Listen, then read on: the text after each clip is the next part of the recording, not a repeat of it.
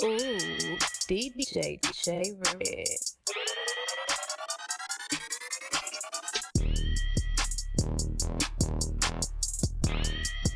Yo, man. We back with another one. Welcome back to Bontroversial, man. I got a special guest with me today. Welcoming the homie JD, man. Tapping in live from the H. Been knowing him a long time. Great basketball mind. Great player back in his day, too, man. So we just coming in today. We're going to talk about a little more than basketball. But, today what I want to start off with is let's get into Houston teams, bro. It's been a kind of crazy decline. If you look at some Houston teams, you got the Astros came off a championship, then the scandal, and look at them now. Texans never been on top, but they never been this bottom barrel, I guess, in terms of their situation and the players that they have but don't have or had, not don't have.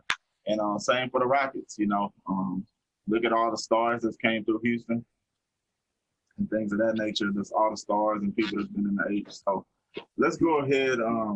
Let's start off. What you feel about the Rockets, bro? Like, why you feel the Rockets been such in a debacle?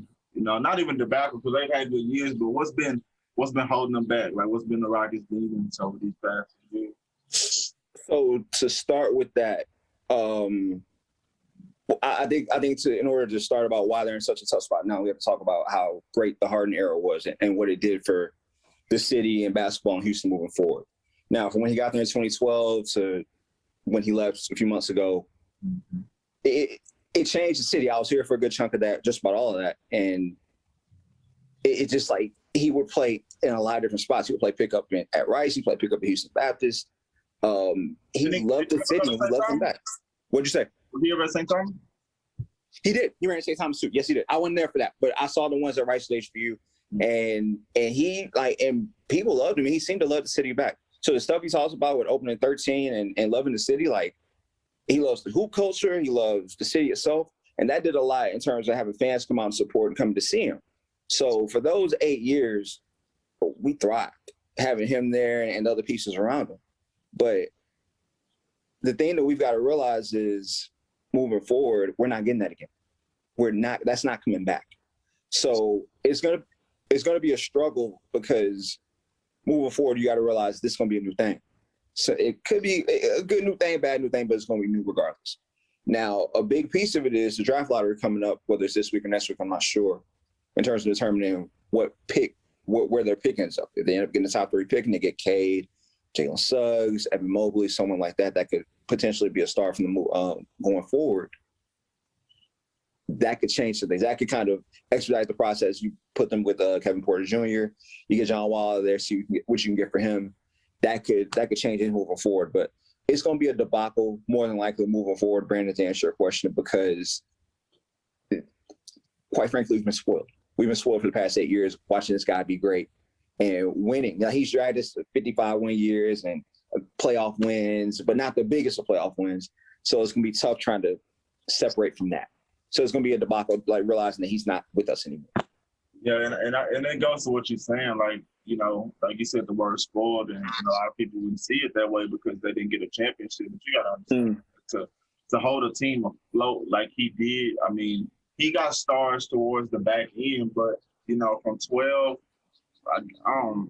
12 to 16. He didn't get anybody for real. It was him, bro, and you know what I'm saying? People don't, respect that because they see everybody else walk around, get these rings and things of that nature. But, yeah, at the end of the day, Harden did have a great era in Houston, and how it ended wasn't an indication of how it went. It was just how it ended up unfolding because Harden wanted to get out of there. You got something? Would you say something? Look, I wanted to kind of piggyback on what you said about the Harden era, man. Like obviously the peak year of that was 17, 18. And bro, I was in the building for a bunch of those games, game 7 especially. We're not gonna talk about that. But I was in the building for a bunch of those games. And I've never seen the crowd go as crazy as they did when him and CP got it rolling, bro. I've never seen that. And I've been going to Houston games my entire life. I've gone to a playoff game every year in the Harden era. And I've never seen them go as crazy as they did that year. When you couple that with the Astros just winning the World Series and the Texans getting Deshaun and the Dynamo being good, I've never seen the city be crazier in terms of Houston sports. And a big centerpiece of that was James and the stuff he was doing. So when they got him actual stars, and as the team's on the verge of a title, I've never seen the city better as a whole. And yeah, bro, I feel like, you know, they had a great era, but I feel like another thing that held them back was, you know, I feel like Morey was kind of scared to pull the trigger on kind of just revamping. That's a great call. Just revamping the team, like, hey, Harden, we know you can do this, but we got to bring guys around that can actually help you, not you always helping them. And like that was the best way for D'Antoni to run that team. But that, like, as you see, people were talking about, whether right or wrong, people were talking about Harden being the best player in the league once he got to Brooklyn and showed what he can do around other great players. So, you know, and this is like, you know, maybe I don't know, maybe more it feels like just if I bring in talent and it's still D'Antoni, well, the show gonna be. Oh yeah, Daryl Morey has never been concerned about fit.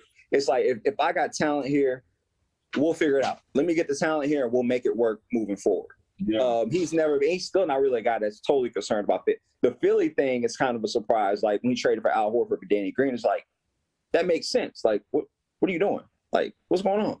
So like for him to actually do something that's fit related and it worked, it's like, whoa, but you're absolutely right.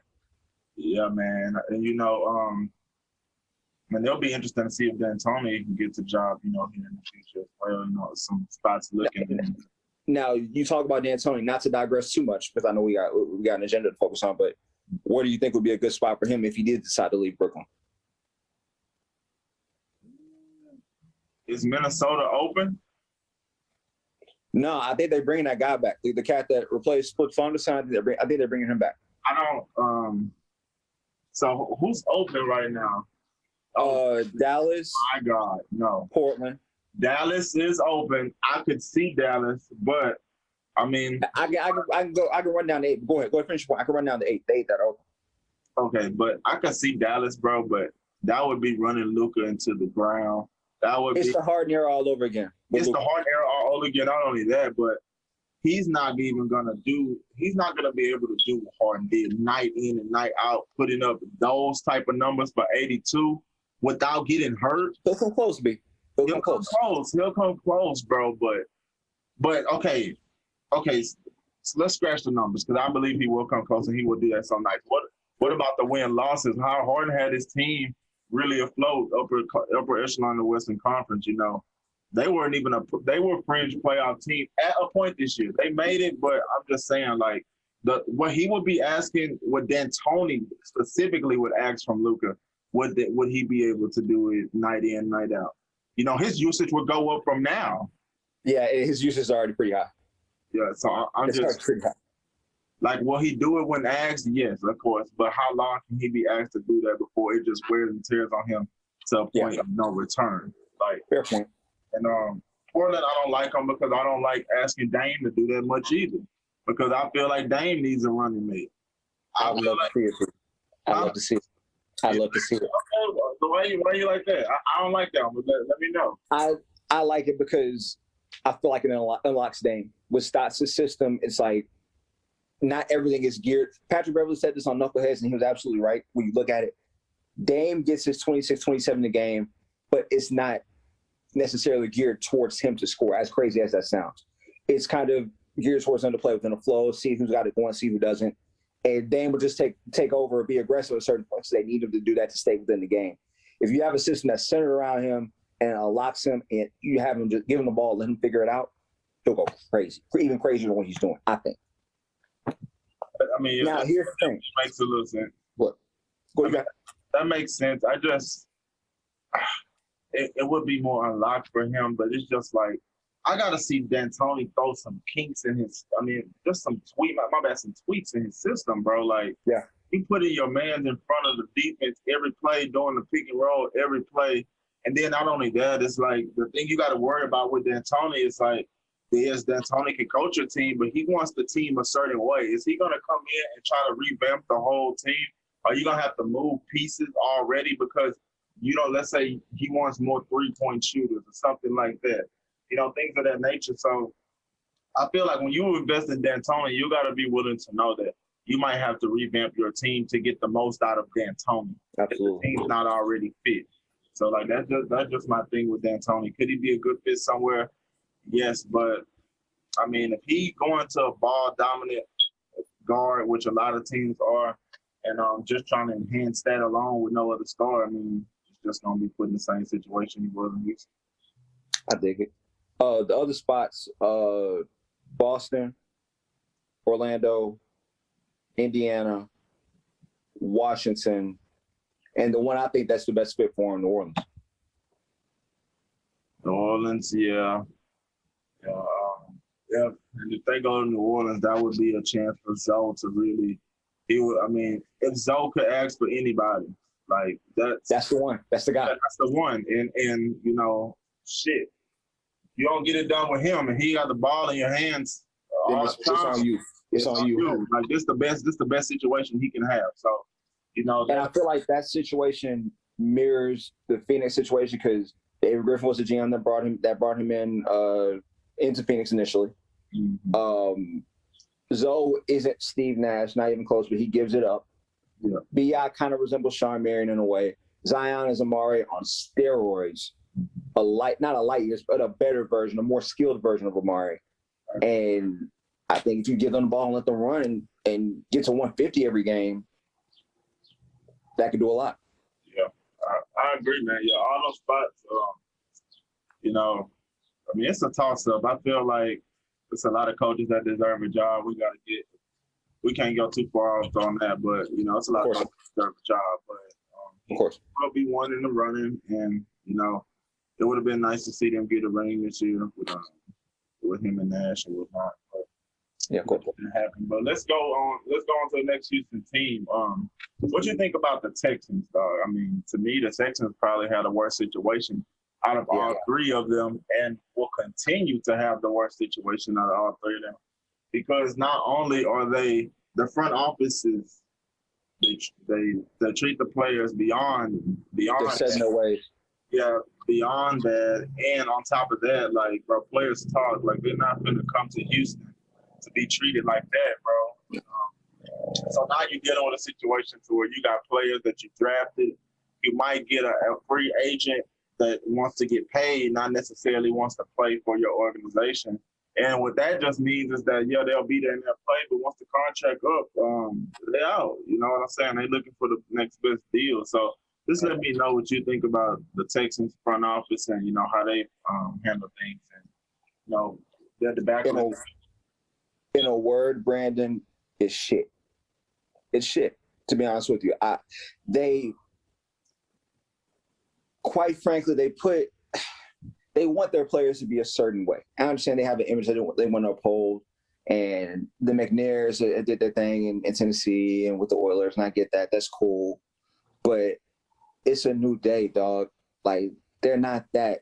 This ain't the mid-'90s no more, bro. Like, these cats ain't this is like the in every sport, it's the player empowerment era. You got to do more to cater to your players now than you ever have, and they're dropping the ball in a massive way with that.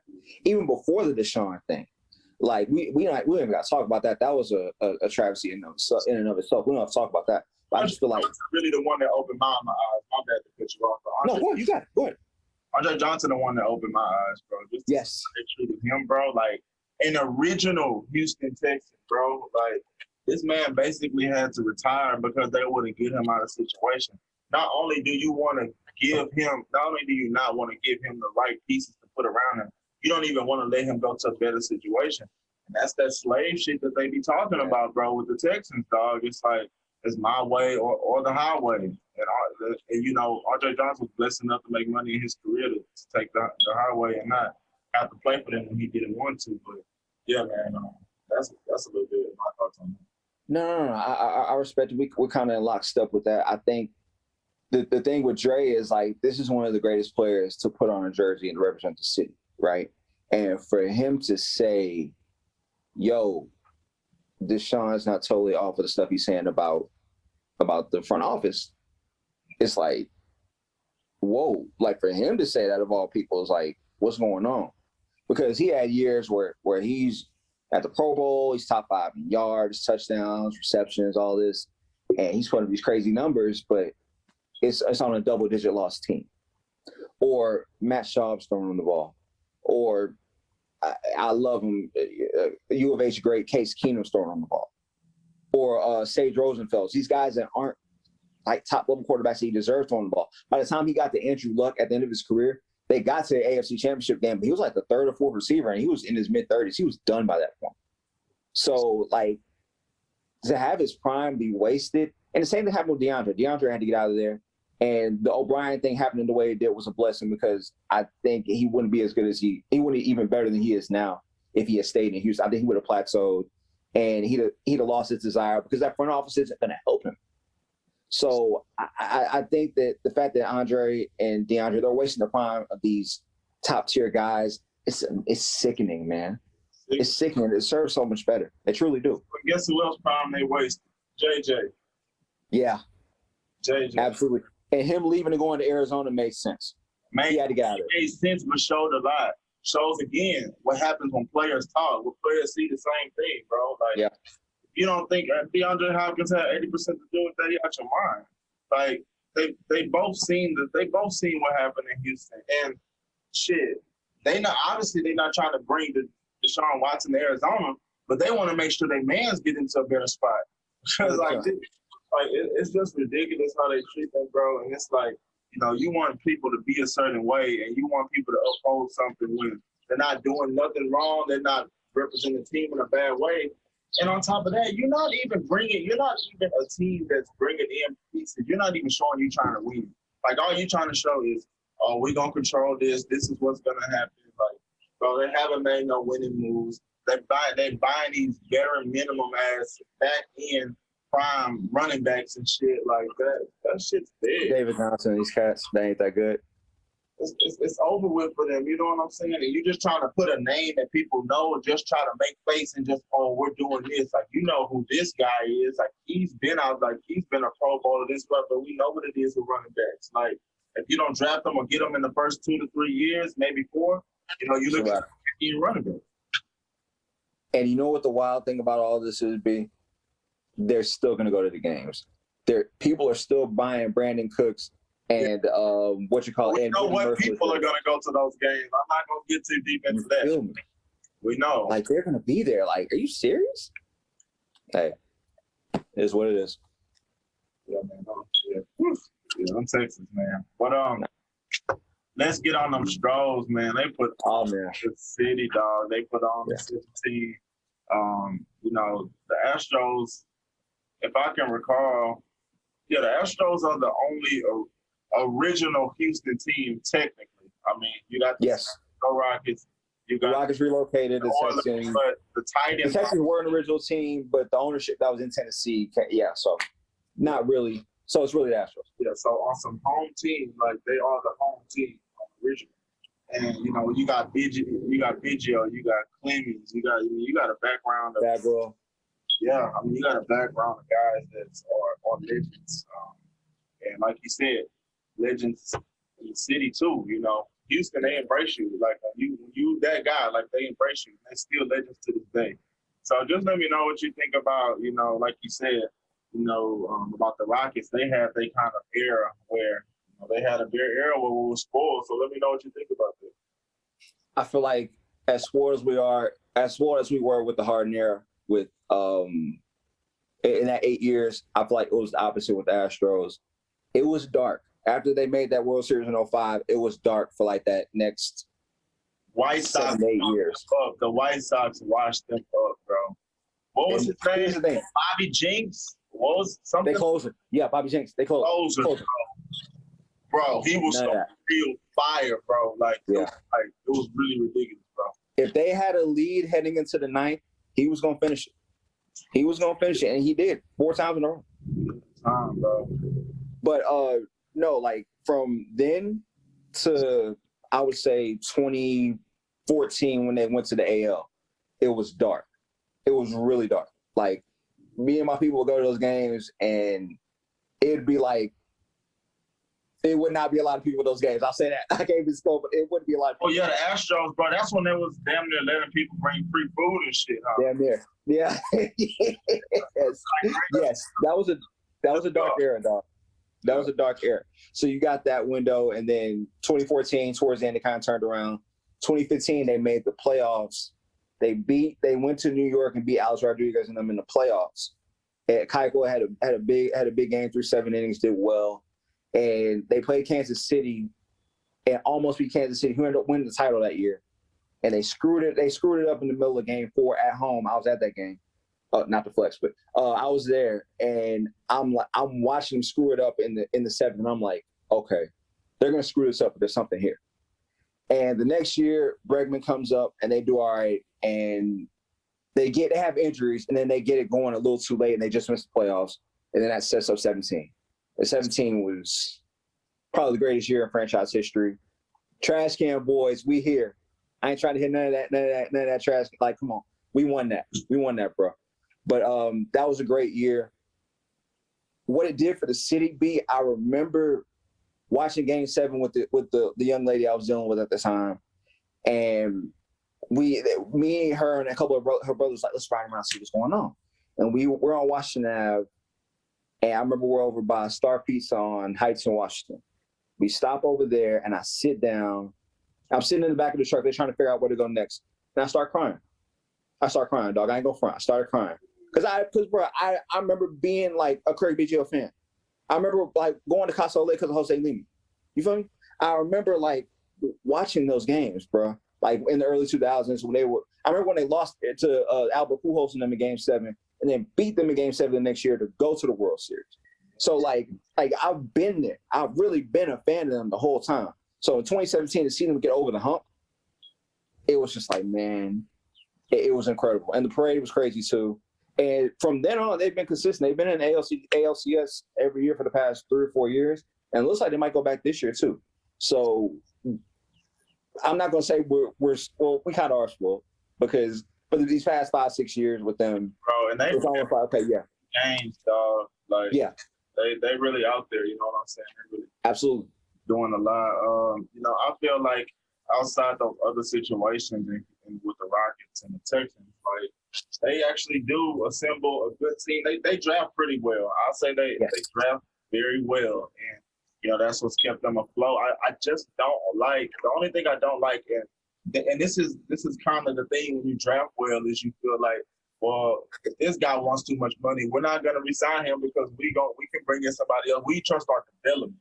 And while that's okay, bro, I hate how they let Springer go. Springer, one of the most clutch playoff performers, bro, definitely the Astros have ever had. In league history. League history, bro. This guy is going crazy. Like, he had so many home runs in the World Series, so many timely plays throughout the playoffs, bro. Like, and he was just super nice, bro. To see them let him go just showed me, like, okay, like, even, like, Altuve is, Altuve definitely is the heart. But, bro, like, I feel like at the end of the day, when you got a player like Springer, he's going to bring that type of flair to not flair, but he's going to bring that X factor to the game to where if he's going, it's different. Like, you know what you're going to get from Altuve and certain guys, but George Springer, like, he brought that every night when you needed that X factor, especially in the postseason, he brought that.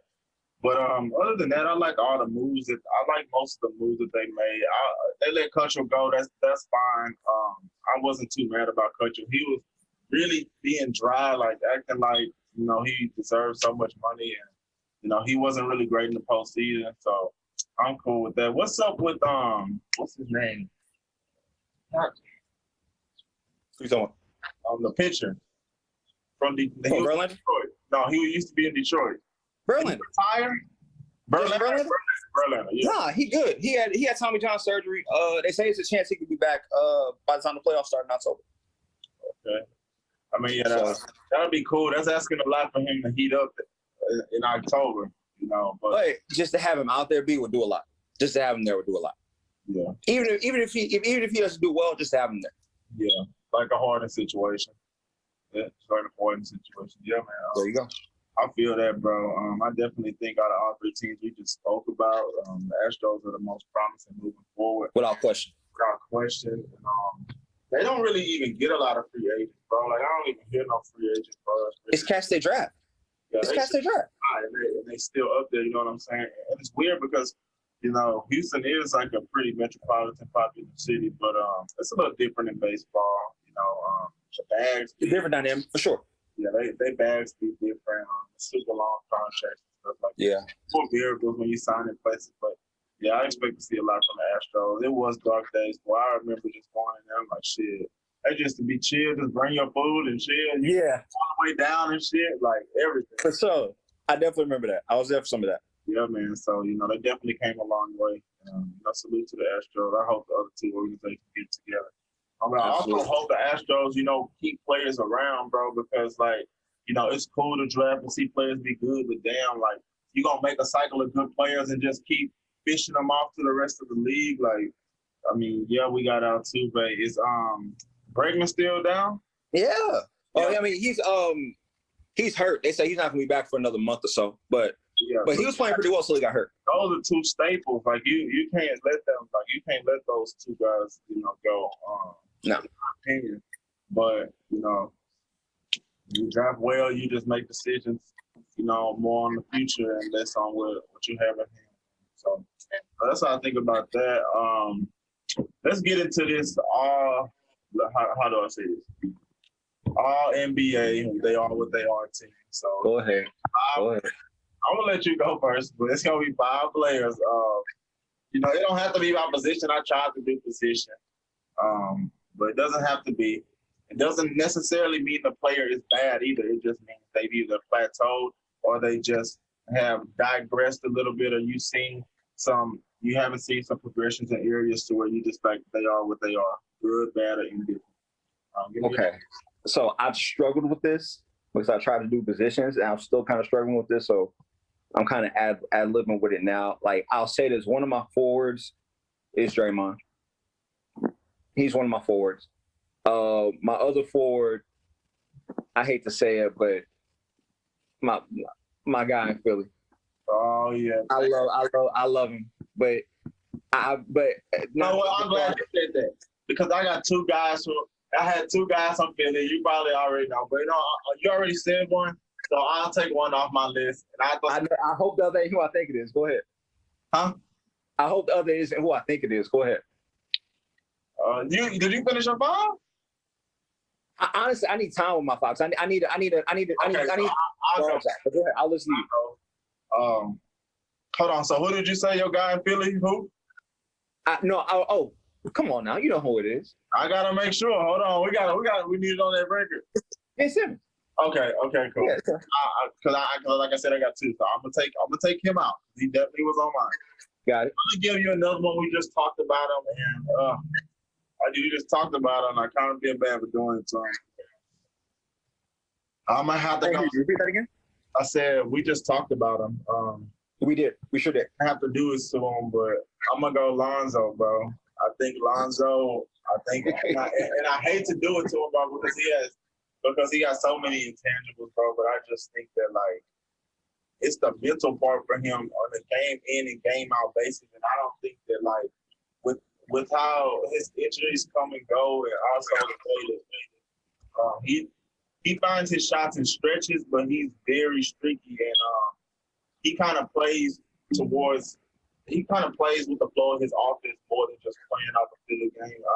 He doesn't. I'm not gonna say he don't affect the game if he's not scoring, but you can tell the difference of when he's scoring and he's feeling comfortable out there. I think that is one advantage LaMelo has over him is his feel for the game and how he just gets in where he fits in, whether it's rebounding or okay, my shot not going, okay, we're gonna go to straight rebounding assistant.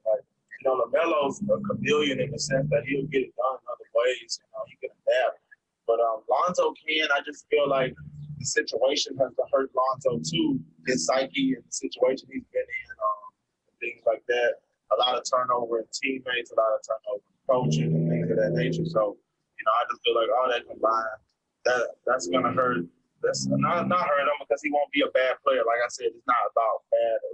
It's bad, good, or indifferent. He won't be bad, but he just won't be reaching the levels that we thought that he could get, or especially with LaMelo coming in. Now it's really gonna be a big dark cloud over him.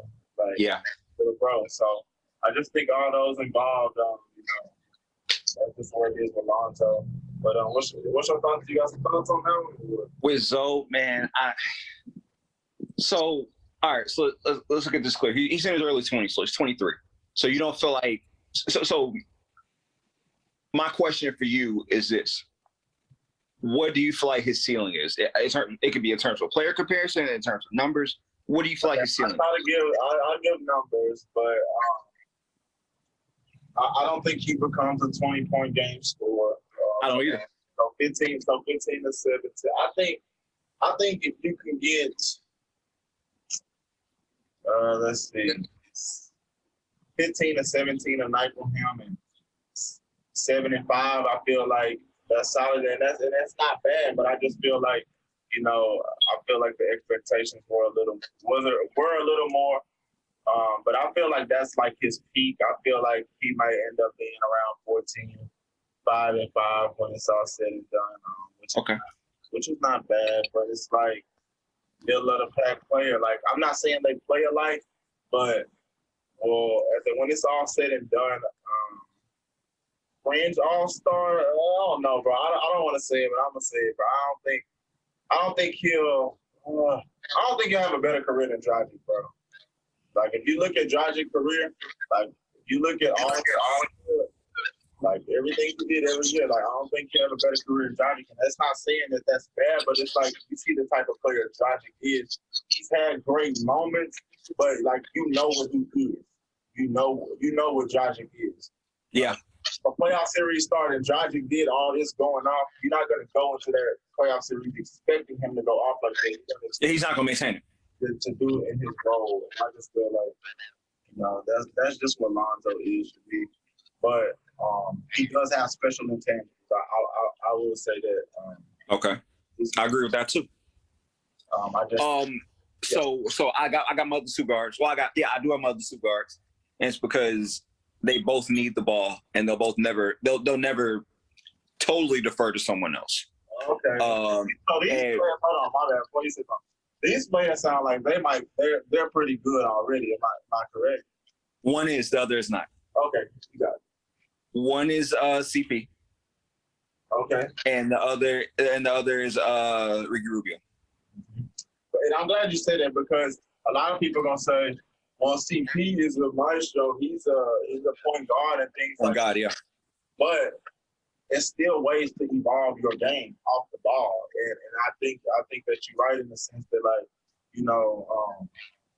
it's been a lot of times, like, even when Eric Bledsoe was with the Clippers, like, they were not putting him in the game with Chris Paul, like, because they know that, like, he wasn't coming off the ball. And that's why him and Harden got into it. And you can say what you want about Harden. Harden has shown he can play off the ball to some degree. CP is definitely a good one. So tell me, that was a little deep into Rubio.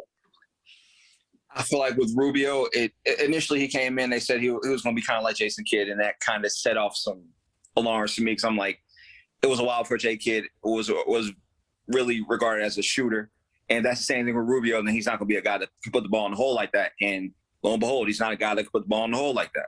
So I feel like a big thing with him is that he never became a scorer for real.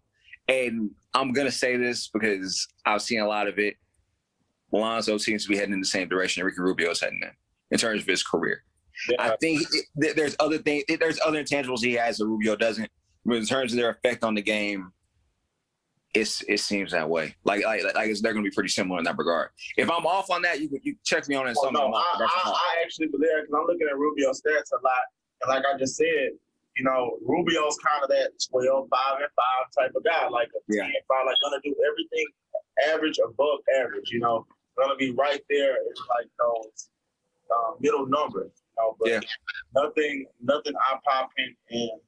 But I would like to see more from Lonzo, because he is more able to do it than Rubio is, to just have more of an effect on the game. Like LaMelo does, he can do that, bro. Like, he has those intangibles. Like, I just feel like that's part of his situation in New Orleans. Like, I've seen LaMelo go 1 for 7 and have 5 assists and like 4 rebounds at halftime. He's still in the game, yeah. Still make yourself engaged, still be in the game. And you can even tell, like, when PJ and Miles Bridges out there with LaMelo, they running them lanes like gazelles, because they know because the ball is coming. The ball is coming. He's not. And Lonzo's a head passer too, but LaMelo takes more risks. LaMelo's not afraid to do certain things, and that's the thing that's holding Lonzo back, is that he's afraid to do certain shit. And Stan Van Gundy did not help that. That old school feel did not help that. That's why they had to get him out of there. That protect the ball, take good shots, stuff like that. I get why that's important, but for his development, he needs to be able to be broken open and let him go. The way he's played his whole life. Yeah. You got him on some Ron Artest, Gary Payton, back to the basket type of dribbling, waiting on the screen, all this shit. Dog. Yeah. No, you're right. That's just crazy. You know what I'm saying? But you know, man. So what's your total 5 again? You got this. You got 6. So Rubio, CP are my guards. Simmons and Draymond are my forwards. And my center, I had a couple names for my center. But if I had to give you one that's like just set in his ways that will never turn to anything more than what he is, God, I hate to do it because he's so young, but the guy in Dallas, Kristaps. Yeah. I was gonna go Steps too. I'm not mad at that. I mean, it just is what it is at this point, bro. He just. If he stays there, he'll be nothing more than a spot-up shooter because he refuses to post up. He's not a good screen and roll guy. Like all he's gonna do is spot up and score in transition occasionally. He's not defending the rim no more either. Nah. It's getting, and that's like, I don't think, he's processed what he really is yet. And I ain't trying to disrespect him, but it's like, bro, like, when you in the game, bro, like, I swear it's different. Like, if Kristaps actually, like, watched himself play and it wasn't Kristaps, like, he would not be very fond of that player, bro. Like, 100%. Like, 100%. Bro, that's like, you're not it no more, bro. And it's just like, if you need a reality check or something, like, you might have to go overseas. I ain't saying he that bad or nothing, but I'm saying, like, you're not going to go anywhere else in this league and expect to feel the role you feel in New York, bro. So you're going to have to find that reality check in some way, form, or fashion. And I hate for him to start being bounced around because he's going through his identity crisis, basically. Yeah. I mean, he's going to continue to think he's something he's not. And I'll put it to you like this. This is how bad it is with Porzingis. Bro, Porzingis could go to Orlando right now and probably be a third option. Like almost dead ass. And that's with no Nicola. Like, that's with no Nicola, bro. You got who you got ahead of him? Who would be ahead of him? Who at the point? So we got Cole. Markel. We got Cole and Markel. I feel like one of them will be ahead of them. Markel. If Jonathan Isaac is healthy, he'll probably get more touches than Kristaps. Okay, so yeah, that's fair. And then he could be the third option. He could be the third, but with his inconsistency, I might have to put Terrence Ross over him because Terrence Ross is a little more consistent and he gets his value, whether it's off. As crazy as that sounds, that wasn't always the case with Terrence Ross, but now it is. Yeah, so it's just like, bro, like, it's not saying that, who would I take? Cole and then Kristaps. No, but I'm telling you, in a real game flow, these guys are going to do more than Kristaps at this point because, like, I don't know what happened to him, bro, or him mentally. I think the Euro connection was supposed to be there with him and Luka. He probably got a little jealous because, like, Luka became a guy. Like, he really thought it was 1A, 1B. Like, it's A and it's F. You really see, because Tim Hardaway is more B than you. Yeah. Tim Hardaway Jr. is more B than you are. Yeah, and you're lucky that Seth Curry's not there because you really would be is Steph and Hardaway there on offense. Yeah, you know what I'm saying? Kristaps definitely one of those guys. I agree. Hold on, what's your 5 though, B? Yeah, we just got the Ben Simmons.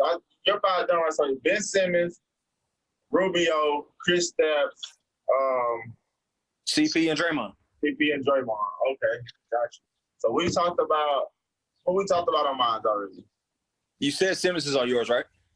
Oh no, I did Lonzo. You did Simmons and Lonzo, right? Yeah, I did Lonzo though. But another one I'm gonna go with Tobias Harris.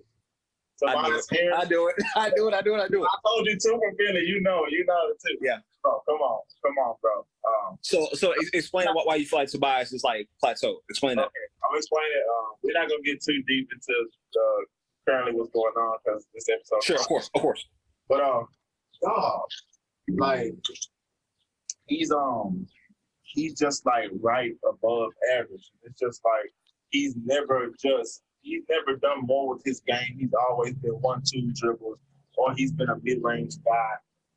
He's always kind of struggled with the three, but he is a little streaky. But to me, he just never made nobody better. I mean, he had his best days with the Clippers, but how different do any of his spots look from the other? Like, where's the actual growth in his game? I just haven't seen it. And that's not to say he's been bad, but he's never been. He just is what he is. Yeah, he just is what he is, bro. Like, he's gonna give you 15 to 22, maybe sometimes he give you 25 to 30 nights, but he's in that range. But also, he's not the greatest ball handler, so he's not creating for you, and sometimes struggles to create for himself. So it's like I just feel like he is what he is. To me, he's a bona fide third option. Like, he's just a bona fide. I would agree with that. And that's where the spot you have to put him to flourish in a position to win. And that's why I have him on my list. Another one, kind of on the same bounds as him. And I love him. I've watched him drop 50 in person. Is CJ McCollum. I like it. That's a good one. And I love CJ, dog, but I just feel like he needs the ball in his hands, bro. He needs the ball in his hands because he's a smaller two guard. He comes off screen nicely, but he's not just a spot up shooter. That's not really him. He's more. He can be that, but he's not. He can be that, but that's just not how mostly effective he is, and it's a struggle because he's an undersized two guard, but he doesn't create like a point. And, no, he doesn't. And you can say, okay, well, the modern day point guard don't create like that. But the point guards that don't create like that, or you can say that aren't creating like to a CP degree or Steph degree sometimes, like they have super range. Like they're doing something that they're stretching the floor, like they're doing other things. I just feel like CJ, it's just, I don't know, bro. I'm not gonna say. I have to say CJ's a bona fide third option too. He can be a second option, but you see what he is as a second option. I just feel like they're not good enough if he's your second best scorer. Your best scorer, and he can be efficient on nights, but for the most part, he got to get some shots to really just get to his total and to be effective. You know what I'm saying? So absolutely. I just feel like him. He just in a hard place, bro, because he's an undersized two guard. Like I said, can he really facilitate at the one to be a point? And he damn sure really not point guards that are out in the West because he can't guard the two guards that are in the West. And the West is not really two guard heavy outside of Devin Booker, PG, and maybe one other person that's not Clay when he gets back. In my mind. You said who? Clay when he gets back. Yeah, Clay when he gets back. Yeah. So you know what I'm saying? And you saw what happened in the series a couple of years ago when they had Drew Holiday on him and things like that. So wore him out. Yeah, wore him out. So you know what I'm saying? Or he's not the next level guard, but he's a very good guard. I believe personally. I don't think it's a bold take, but we don't think about it a lot. But I don't think he'll make an All-Star game. Agreed. It just is what it is. Yeah. In that regard. Another guy I'm gonna go with is pretty obvious. Wiggins. That boy Wiggins. So yeah. I'm gonna go Wiggins. Wiggins, bro. That's a great call. He flashes of, he can be this any night, and it makes it look easy. But he's so disengaged, bro. Like, that's what disengaged. Like, I'm not gonna say Lonzo will get to that point because Lonzo has more intangibles than Andrew Wiggins. But bro, that's what it looked like when you just been so disengaged and all you have is like natural talent, bro. Like you just go around, you play off your talent, and you don't refine anything. Andrew Wiggins can't create for nobody at all. That's like without being said, you know what I'm saying? But on another note, it's like he just gonna start getting shipped around, bro, because the wing is starting to be so versatile. It's like, dog, you gonna give us 15 to 20 maybe. But what are you gonna do for us on the other end? What can we expect from you on a nightly basis? I don't think you can't expect much from him, especially in the playoff series. He's becoming a veteran, and not to his fault, he's been in Minnesota a lot of his career. He ain't played in the playoffs, so what value is he gonna bring later in his career when he's disengaged, when he has the natural talent, but maybe the athleticism isn't there no more. So I just feel like Wiggins is just one of those guys that if he got it going, he got it going. But as far as intangibles and adding to his game, it won't be any of that. Agreed. I feel like with him, Golden State's a great spot for him to kind of change that narrative. Yeah. But I feel like he's still not doing what he needs to do in terms of really changing the narrative and getting people to really see how serious of a player he is. And like you said, a lot of his stuff is just natural talent. It's just I'm faster than you and stronger than you. It's just natural ability, right? So I feel like until he's able to at least become a little bit better of a playmaker and a little bit better of a defender, I think the narrative is going to stay the same. I agree, and he better try to get right in Golden State. I think Golden State about to move off to Kelly. We'll get in free agency next, but Clay about to come back, bro. So you're going to take a lot of those shots. How efficient can you be in a third man role? How efficient is he going to look in that role? Because even though he hasn't been great in any spot, he never been a bona fide number 3 option either. So how does that look for him? I'm not. And the thing with him is his entire life, obviously, number 1 pick, been the guy in middle school, high school, college, all that. And that's cool. And then they had the years in Minnesota with him and Cat where they were sharing that. Then Jimmy gets there and they win, and he's a third option. And he's kind of pouting because he's not getting touches, but they're winning, so he can't say anything. But he didn't look good in that third option, in that third role either. So if a halfway decent situation, he didn't look good there, you put him with Steph and Clay and they start winning, is he really going to help them? Yeah. And that's the question, especially, in the West, once they get in playoffs, you're going to have to see Kawhi, PG, Book. It ain't no sleeper. Yeah, it ain't no sleeper, man. So, that's gonna be my 4th one. My 5th, let's go without saying, bro. He just, they just pulled his card. They just pulled it. Let me not get into that. I'm gonna go Rudy Gobert. Yeah. Rudy Gobert. That's a great one. I don't know why I didn't think about that one. I don't like him. That's a great one. One. Not that it even matters, bro. Like it's way different. I understand that playing basketball, bro, but he over there playing against some 7'3", like 16-year-old in France, and he's like getting work. Like, bro, he's really like getting work. And like, it's not the NBA, bro, but this kid's 16 years old. You gotta at least know a little veteran moves to like not just let him get off on you like that. But the one thing I know, something right? Like, come on. One thing I know is Rudy Gobert is, if you can dribble the ball and look up with your head, like he can't guard you. Like, bro, he cannot guard nobody in no kind of open space. He can't move his feet or anything, bro. He is molasses, bro. He's out there, he's molasses, bro. And the Clippers said, you know what? We're not gonna play Zubac. We're not gonna bang no more. Like, we finna open that shit up. Like, we're gonna go over and down. We're gonna attack you one-on-one and make you move your feet and play defense. And I gave credit to Quinn Snyder, but he fails to take Rudy Gobert out the game. That's how the Rockets did him too. The Rockets kept Capella in, but when they went small, boy, they started blowing them out the water. So it's like James, Eric Gordon, and CP were going at him. Yeah, going at him, off the dribble every time. So I just feel like Rudy Gobert, he's a shot blocker. To me, he doesn't deserve 3 defensive players. But that's fucking ridiculous. Like, he's protecting the rim. He's not defending the basketball, bro. It's a difference. Like, it's so much of a difference. It's ridiculous. But that round out my 5 there, man. Okay. I like it. Yeah, your 5's pretty good. I like that. That's gonna be my 5. Let's turn it over to free agency. Yeah, free agency. Okay. So I got the list in front of me. Let me read some names. I'll read some names off. This is pretty big. What do you think?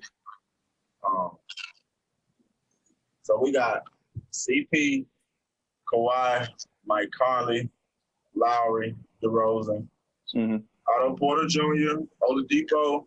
You got Hardaway Jr., Dragic, Schroeder, Evan Fournier, Danny Green, Kelly Oubre. Okay. Let me see if anyone notable. Norman Powell. You got Trez, Lonzo, PJ. And that's gonna be most of the notables, man. So Dinwiddie. Yeah, he just said he's opting out. So you got to ask Spencer that too. Yeah, it's just on there. So let me know out those names. No, we not get to all those names, but just let me know some names you think that will be on the move and that can make a difference in some places? With Trez, if Trez opts out, I would like to see where he goes because this was not a great year for him. I would like to see what happens with him. I don't think he goes back to Los Angeles though. I feel like he goes somewhere else because this was not a great year for him At all. I think you said Drummond's on that list as well, right? Drummond's on that list. Drummond's on. They said Drummond should resign for the minimum. He's on drunk. You drunk? I remember that. That was funny. I'd like to see where he ends up. I was struggling trying to think of good landing spots for him. That's another one I'm kind of concerned about seeing where he ends up. The big one for me is Kyle Lowry. I doubt he goes back to Toronto. The question is where he's going to go. I think if Miami lets Dragic walk, they could bring him in. The Lakers, if they let Schroeder walk, that could be a good spot for him as well. The Clippers are probably going to need a point guard. I don't think they'll bring Rondo. Well, no, Rondo has another year, but I don't think Rondo's a starter. That could be a good spot for him. DeMar is another one. I doubt he goes back to San Antonio as well. Go ahead. You got.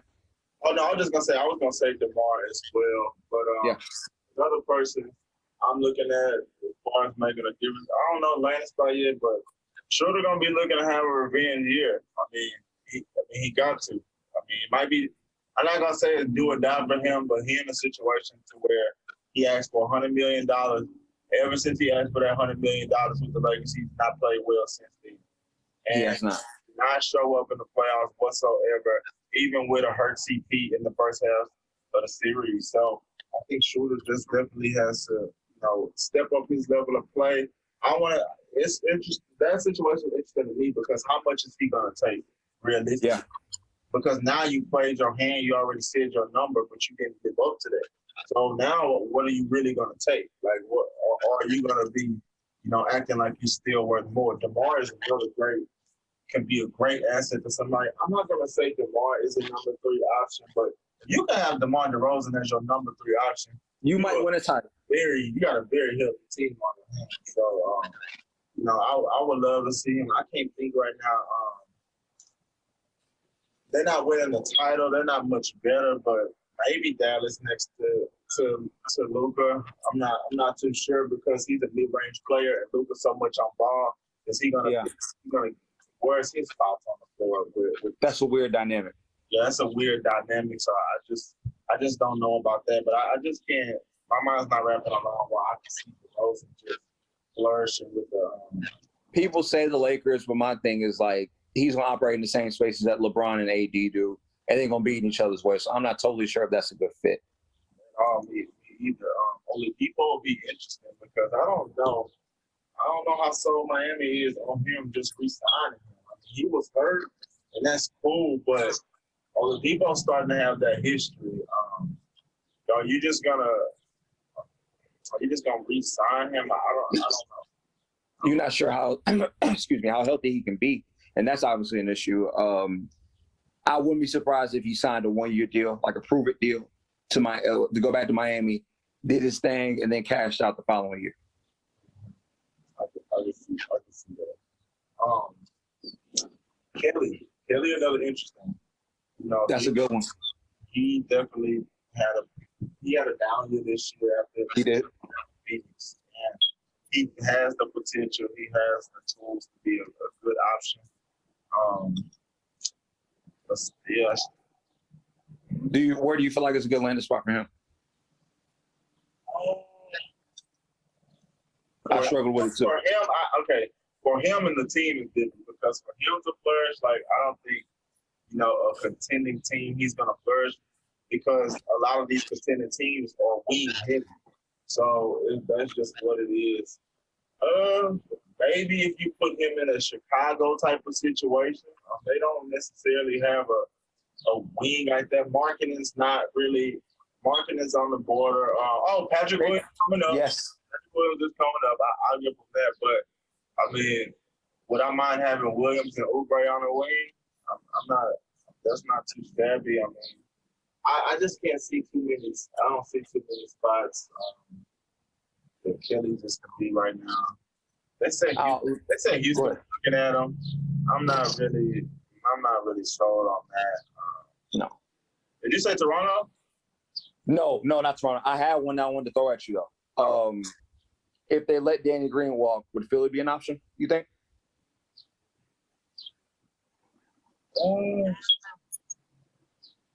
You slide him into Danny Green spot? Be an option. It would be an option because like they love big wings, period. So yeah, that's what they're gonna go after. It would be an option. It would make sense for Philly. But how good is he gonna look in that role? Is Steph Curry resigning? My guess is that he will. Steph Curry. I don't think Daryl trades them second round picks and Josh Richardson just to have Seth for a year. I think he's gonna bring him back. If Seth stays, then you got Joe Tobias. Then you have Ben Simmons. Then you got Seth really as the third option. Yeah, you can say Ben Simmons, but it's just like I've seen Kelly work a little bit off the ball too, and I just don't know if he's in the spot up role, how effective he's gonna be. So you feel like he needs to be in a situation where you got the ball in his hands a little more? Not all the time, no, but like it's like when you look at Philly, like I just named 3 guys and then Ben Simmons, and Ben Simmons has the ball in his hand most, and he's like a lot option. So it's like where he's gonna be good, he's gonna compete, he's gonna play hard, but will we get even 3/4 of the Kelly Oubre we got in Phoenix? Like that's kind of what I'm alluding to. Like he'll be good for Philly, but himself wise, how will he look far as production? Right. You know, obviously the intangibles help the team, but in turn it does not help you when you for a contract. So that is what it is. I guess one more I wanted to throw at you is Fournier. I pray to God that they don't plan on bringing Fournier back to Boston. I hope not either. Like, he wasn't bad for them, but y'all could do better. Like y'all could do better. But that was that reaching. Danny Ainge was reaching at everything that was out. He was reaching. And I feel like a good spot for him. I was thinking about that last night when we talked about like a good spot for him. Dallas. If they don't bring some always bring you back. Nice to Luka, because he can spot up, shoot. He dribble a little bit, just a little. He can attack the closeout. If he can spot it up and attack the closeout, he'll be fine with Luka. Yeah, you know what I'm saying. Like he can, but see, like that would be like second option.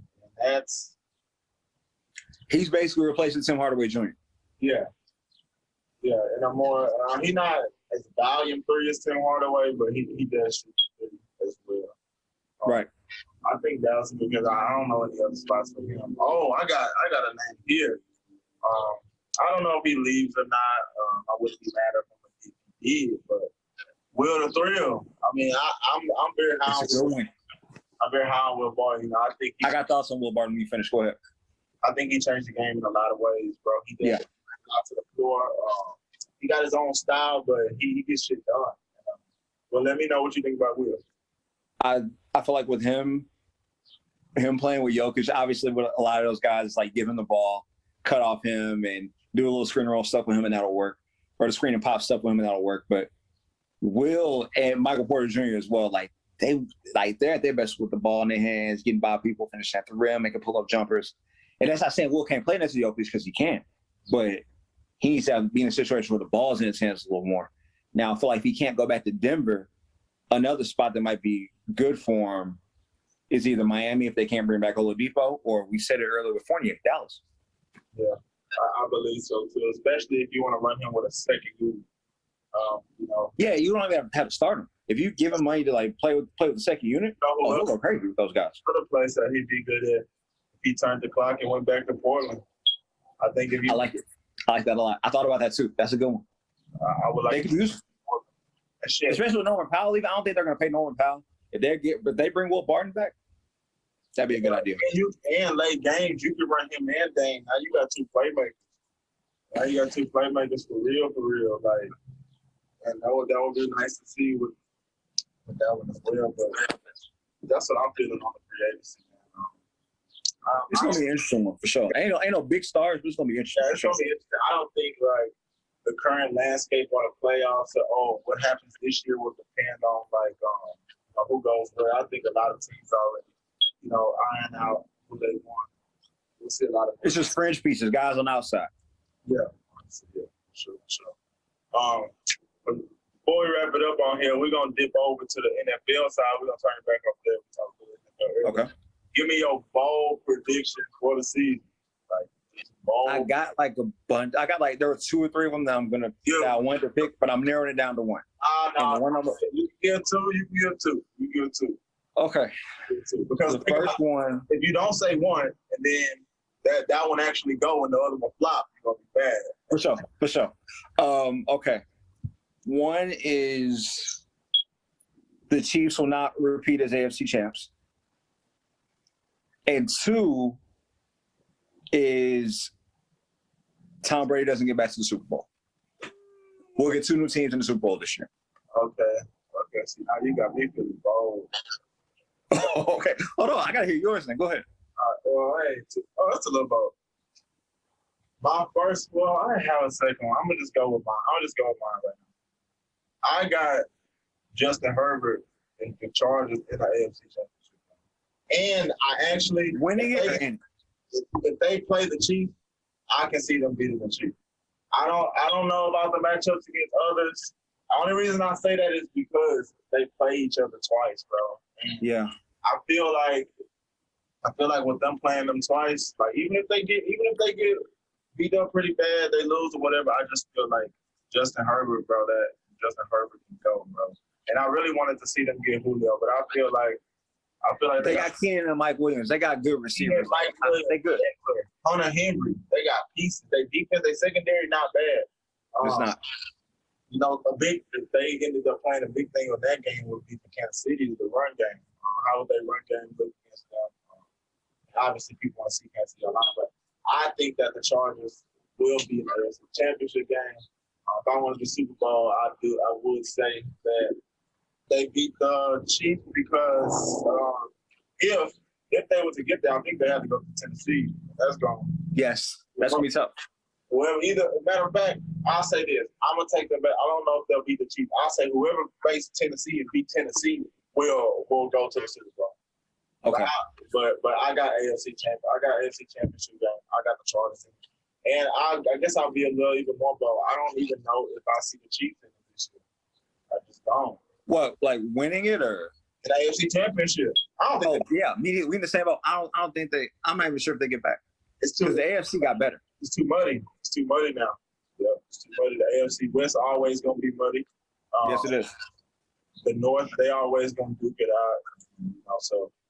The North is so grimy with Pittsburgh and Baltimore and Cincinnati now. Oh my God! And Cleveland's good too. Oh man, that's a tough division. That's a tough. That's probably the best division in football right now. Yeah, and it's been like that for a while. They probably, for the past handful of years. Yeah. It was the AFC West at one point. I forgot. Was that when No, that was too early. Was it Peyton? When the AFC West was like really a powerhouse, or was that? Yeah, like the mid 2010s when Peyton, Phil Rivers, Alex Smith, and them were good. Say again. Sean Merriman was there, right? Yeah. Sean Merriman. Okay. Yeah, cool. Yeah, man. I think they got a lot of pieces over there. With the Chargers, I think they defense to be solid.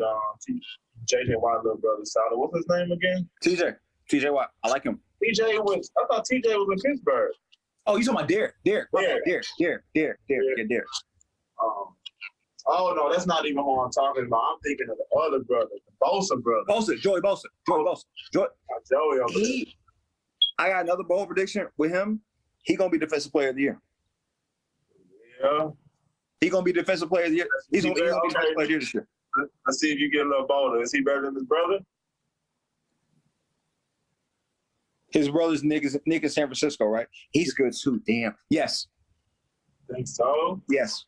Now, I gotta watch him more closely because I'm a Packers fan, so I don't see Bosa wreck some shit. So. That's right. Yeah, that Packers San Francisco thing. Yeah. So you know what that looks like. But I'll say this about the Bosa brother in San Diego or in LA now. If you put like just that left tackle on him or that tackle on him, that's disrespect. He's beating that tackle every time. You got to chip him. you got to have a tight end on him. You can't play him with one lineman. You can't. He's too good. The same thing with his brother, but even more so with Joe. I gotta definitely watch him play more. You should. Yeah. You should. He's really good. Definitely, yeah. Their secondary is pretty solid too. Did they resign Hayward? Or is Hayward? I think Hayward left. I'm almost certain he did. Yeah. He might have went to Oakland. I believe he did. Let me check that. I want to say he went to Oakland. I like the defense. They got an The opportunity. defense is still good though. Yeah, they got a, With Melvin Ingram and them cats, they good. that's what I was gonna say. I know they got a linebacker. I forgot his name, but that's exactly what it is. Right now I'm gonna probably say that I don't know. I don't want to disrespect them, Same. but I think personally, Darius Leonard's the best linebacker in football right now. I like Khalil Mack. He's really good.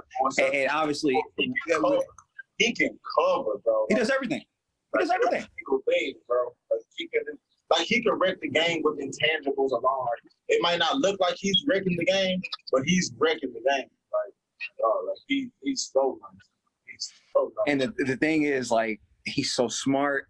And he combines like this with the ability to move laterally and be physical. And he can get in the hole and cover tight ends and cover running backs and cover slot receivers. And he's a force in the run game. They've got to put really good guys around him, but Darius Leonard is one of the best players in the league. I think, and let me know if you want in, but fantasy football, I think I might not start him, but I might have to pick up Wentz. I think he's going to have a comeback year. They got a good old line. I think they can keep him. If he can stay all right, and I'm not a big fan of Carson Wentz, trust me, but I'm not either. I think he can have a comeback year. They got a nice run game with Jonathan Taylor. It just depends on how much you ask of him up front, and if you can ease him into the fold and get him comfortable. Because he's not gonna get no better O-line than what they got. That's a really good O-line they got in Indianapolis. They're gonna make sure his pocket is clean. They're gonna make sure he's good. So he gotta be comfortable. Like he gotta do that. They don't have fucking 2 weeks ago I would have said they don't have a tough division, but now it's up. Now it look like I can say that about the Titans. Yeah. So I think those two are obviously be on top of their division, but I think Wentz will redeem himself. But I think at the end of the day, even if he did play well, he was always on the clock in Philly. Like when you draft another quarterback that high, like it's only a matter of time. Time's running out. Yeah, it's only a matter of time. So, you got any other thoughts on that one? I actually had a question with you regarding Wentz and Goff. Who do you think is gonna have a better year coming up? I'm guessing you're gonna say Wentz. Yeah, I'm gonna say Wentz. Goff borderline gonna lose his spot. They banished him to Detroit, dog, and it's like, God dang, man. Like, I mean, they really just he hey man, he just put him on the clock, bro. He put that other dude in there, and then he liked the way the other dude is more mobile. the little dude, yeah, he put him in that end of the season, yeah. He's more West Coast. He more McVay type of style. Goff's real stationary in the pocket and things like that. So I think that I'm not gonna say Goff is behind the 8 ball as a starting, but you look big picture, let's say, hey, the further we get this dude along, the more mistakes you make, the best of your time to be. So The shorter your leash, yeah, absolutely. I just feel like it's only a matter of time for Goff. Does he add things to his game? I'm gonna take Wentz, not just because I think Wentz is a little better. I'm not saying about too much, but I think that O-line plays a big part in his confidence and for him to be able to make plays. And also what division is in a weaker division, because that NFC, that division they in with the Rams, Seattle, that's like the second. The West, that's a tough division. That's the NFC West, probably the second toughest division. So I think that's Rams, Seattle, San Francisco, Cardinals. That's a tough division. Yeah, that's tough. There's no easy game. You can lose any team can lose any game out of any of those situations. Yeah. So, I just feel like with those two, and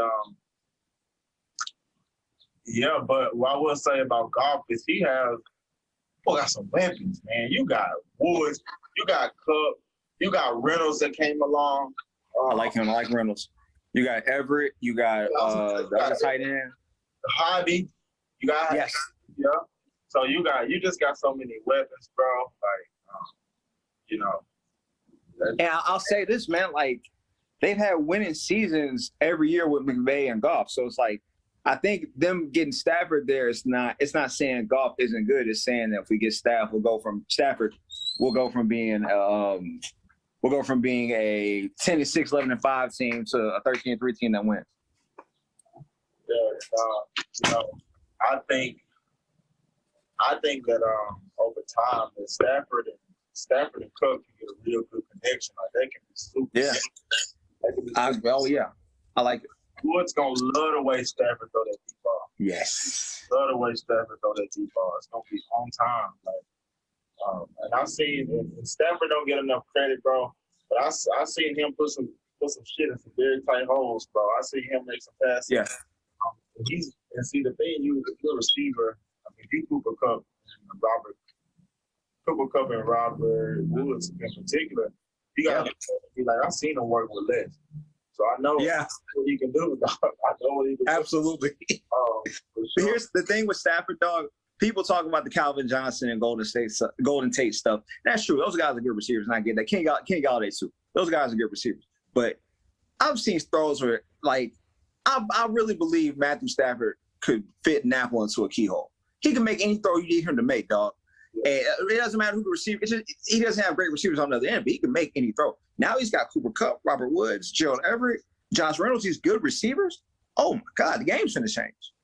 For sure. The game's finna change. Yeah, and all they need to figure out is really what they're gonna do with their running back situation. I think they're going committee, but just like you said, like, bro, I could argue that Stafford kind of revived Marvin Jones' career a little bit. 100%. A couple of years. Marvin Jones came alive as well. Stafford always going for 5,000 yards there. And he got Kenny Galladay paid assistant in New York. Like he got him that deal. So I mean, like Stafford's doing his thing. Just because they're not winning, part of that's the coaches he's with. But he's always been the constant there. 100%, yeah. Yeah. I agree with that 100%. Stafford, I feel like Stafford's gonna have a pretty good year. If I was to have a dark horse MVP, I might even throw it in. Stafford? Yeah. If I had a dark like it. I could throw it at him. I believe. Because with a dark horse, depending on how well he plays, the expectation's not that high. So if he just overplays, he has a couple big games, and I put it like this: if they win the division, he throws 5,000 yards. He have 2 or 3 good primetime games. At the very least, he'll be in the discussion. At the very least. At the very least. If he does that. He'll be in the discussion. Because regardless of how good he plays, he still got Mahomes, you got Rodgers. Lamar Jackson. You're going to play well outright. You're going to have a running back in there. I believe McCaffrey or Saquon, or maybe Saquon. Even Kamara might work their way into the bowl because now it's no Drew Brees for Kamara, so he'll get more recognition. A ton of touches. Yeah, the ball's been glued to his hands. Yeah, so he could be in the fold for me too. So that's all I say, dark horse. But yeah, man. But I think this NFL season is gonna be real interesting. I think it's gonna be. Oh, this is gonna be an exciting one for sure. There's more games this year, so hopefully the injuries stay away. But it's definitely a part of the game. So we'll see how that unfolds. But that's gonna wrap it up for this episode, man. I love getting into it with y'all on the pod today. Appreciate you having me today, bro. Definitely appreciate you having me. Of course, man. We're gonna see more episodes in the future. This your boy B. I'm gonna hand it over to JD and check it out. All right, man. We out here. Before I leave, make sure to follow us on Instagram. We post on Twitter at times as well. Keep doing that a little more. Yeah. Like I said, Instagram, make sure you get on there. Spotify, Apple Music, Breaker, YouTube, man. Make sure you tap in and we'll hit y'all with some more episodes in the future. Yeah.